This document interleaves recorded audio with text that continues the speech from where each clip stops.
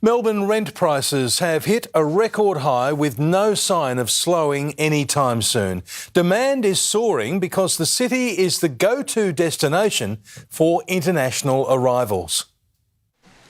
At the end of these long queues, the highest rent prices we've ever seen. Melbourne is particularly susceptible to strong increases in rent at the moment. The national median is $627 a week. Your rent just went up again. $650 per week. That's $2,817 per month. $33,800 per year. Just to keep a roof over your head, no mortgage, no equity, no ownership, just endless payments to a landlord you'll never meet.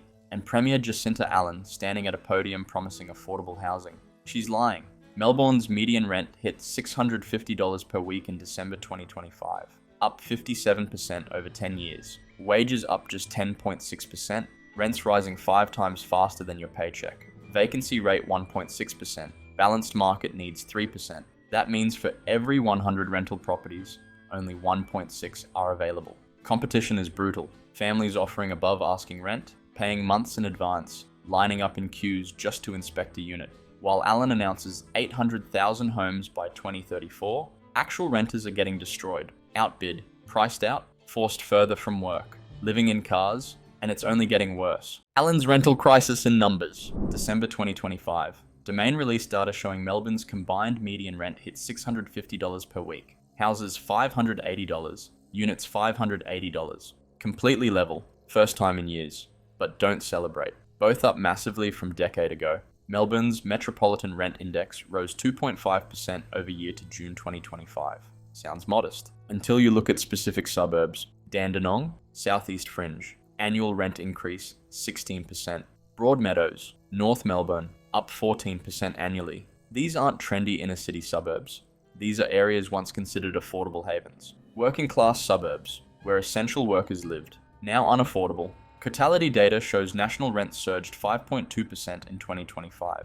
Melbourne, slightly below national average, but still rising. December quarter saw a 1.3% increase, accelerating from 0.9% previous quarter. National median rent hit $681 weekly. Melbourne, $650. Sounds cheaper, except Melbourne, wages lower than Sydney. Sydney median household income, $133,000. Melbourne, $120,000. Rent to income ratio higher in Melbourne, despite lower absolute rents. Vacancy rate tells real story. Melbourne, vacancy 1.6% December 2025, down from 2.0% November.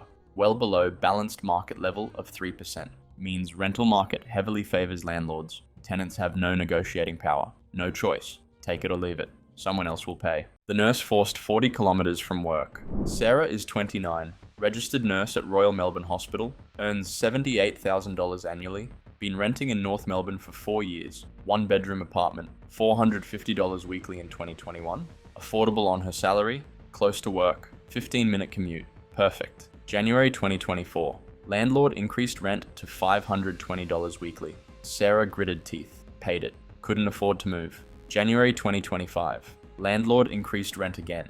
Now $590 weekly. That's $2,557 monthly. After tax, Sarah takes home $4,680 monthly. Rent is 54.6% of her income. Severe rental stress. Anything over 30% is stress. Over 50% is crisis. Sarah couldn't afford it. Gave notice, started searching, spent 2 months applying for rentals. North Melbourne, Carlton, Parkville, closer to hospital. Every application rejected, outbid. Too many applicants. Landlords choosing highest earners, dual incomes. Guarantors. Sarah forced to widen search. Coburg, Preston, Reservoir. Further north, found 1-bedroom unit in Reservoir. $480 weekly. Still 41% of income. Still rental stress, but only option. Now commutes 40 kilometers daily. Leaves home 6:30 a.m., returns 7:30 p.m., exhausted, burnt out, because Allen's housing policies pushed her 40 kilometers from hospital, where she saves lives. 21,700 rentals vanish in 1 year. While demand surging, supply collapsing. Victoria lost 21,700 rental properties last financial year. Investors selling due to land tax increases, 130 plus rental reforms, political uncertainty. Melbourne rental bonds dropped from 677,492 to 652,766. That's 24,726 properties gone in 12 months. Meanwhile, population growing. Overseas migration driving 76% of Victoria's population growth. 440,330 permanent and long-term arrivals in 12 months to April 2025.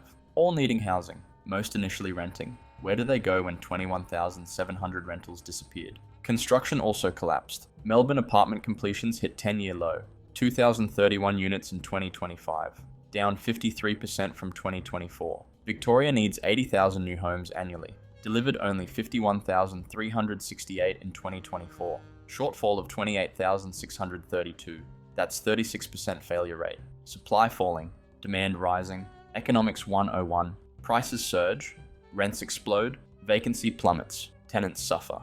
Allen's response? Announce more activity centres, extend stamp duty cuts, doesn't build rentals, doesn't help renters, just creates headlines. Outer suburbs getting crushed, Dandenong, working class suburb, southeast Melbourne, historically affordable. Median house rent was $450 weekly in 2020. By 2025, hit $520. That's 16% annual increase latest year. For area with median household income $68,000, $520 weekly is 39.8% of income. Rental stress epidemic. Broadmeadows, North Melbourne, similar story. Rents up 14% annually. Melton, Werribee, Pakenham, all seeing double-digit growth. These are suburbs where teachers, nurses, aged care workers, retail staff live. Essential workers, people who keep city running, now being priced out of their own neighbourhoods. Renters doing math. Stay in Dandenong paying $520 weekly, or move further out. Pakenham $460 weekly, saves $60 weekly, but adds 30 kilometres to commute, extra fuel, extra time, extra stress, no good options. Just degrees of bad. Close to 50% of low-income households renting in Melbourne were in rental stress in 2020.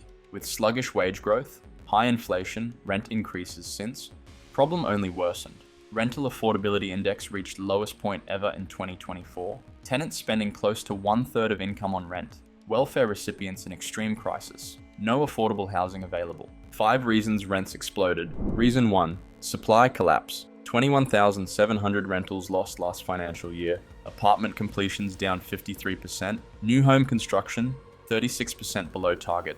Can't house population growth with declining supply.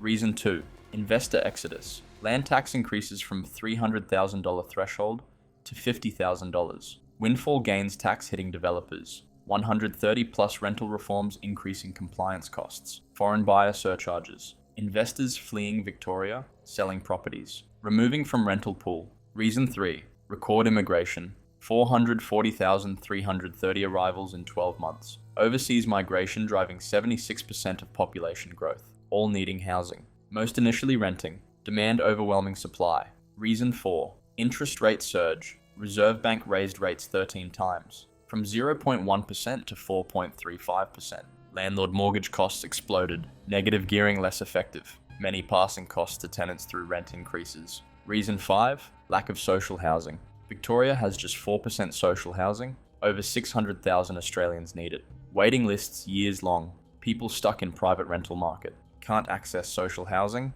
Can't afford private rents. Trapped. What Allen should do? Freeze land tax increases. Stop attacking investors. Need private landlords. They provide 90+% of rental housing. Driving them out doesn't help renters. Makes crisis worse. Build social housing. Massively. Victoria needs 100,000 social housing units. Not 30,000 over 5 years. 100,000. Immediately. Takes pressure off private rental market.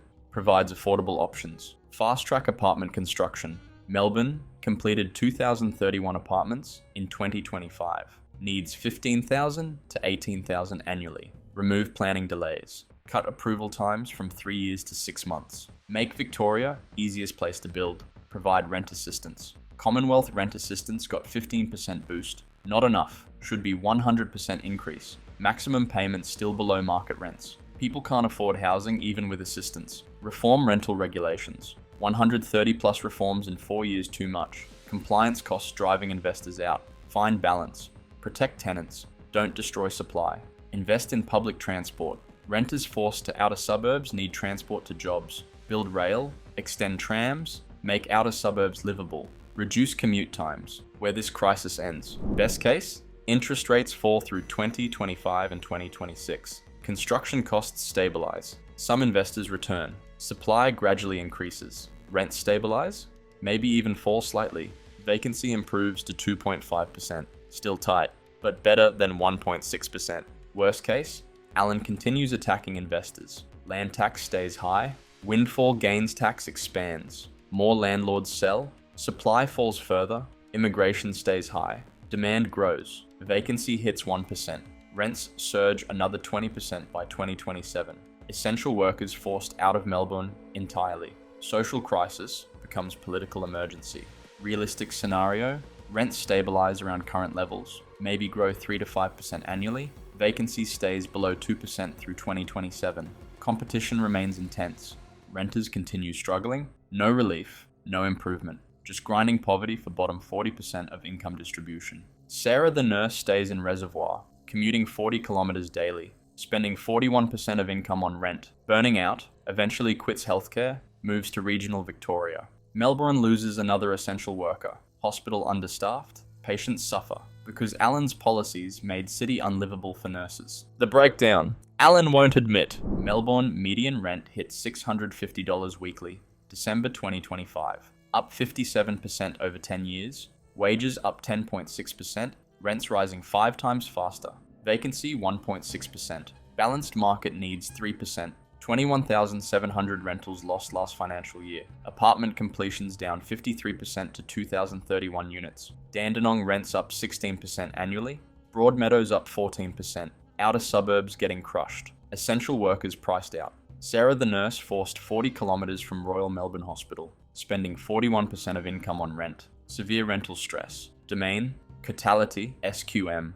Research all confirm the numbers. While Allen announces 800,000 homes by 2034, actual renters suffering. Competition brutal, families offering above asking rent, paying months in advance, lining up to inspect units. No negotiating power, take it or leave it.